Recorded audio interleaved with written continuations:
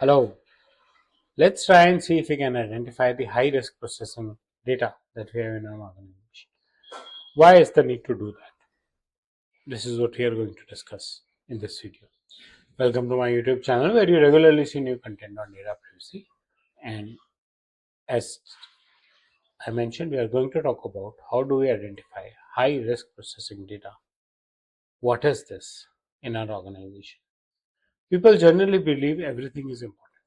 It is. Definitely, it is important. Who are my vendors is important to me. Who are my staff members? Where do they live is important to me. I'm not saying that's not important. Everything is risky. Uh, Risk could vary. The risk of public sharing of the address of my staff member versus the risk of public sharing of the healthcare information or biometrics or any such sensitive information of my staff members is more. So we need to identify, though people belonging to the same department and same set of people, but what kind of data is really more risky? That's very important. Without that, there is no clear prioritization. And if you think in your business that everything is at high risk, then there's something wrong with your business. You've not understood your business correctly. Why I'm saying that is that would be very demotivating. If everything is at high risk, what am I doing? How am I doing it? It will collapse any minute. So identify what is at high risk and take actions accordingly. It's not about the volume of data, it is about the impact that it can put in, right? It's about the sensitivity of information. For example, if someone comes to know about the address of the employee, stalkers can go and disturb, no doubt about it.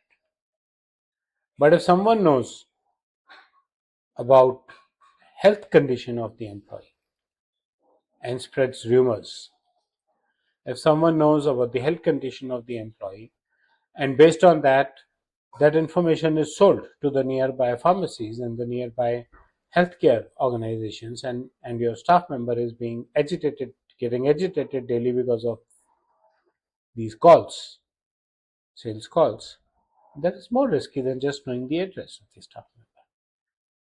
So the exposure of the information and the respective consequences which can bring in mental fatigue and what we say as harm to the individual if their personal data is breached is something which is highly sensitive and high risk processing.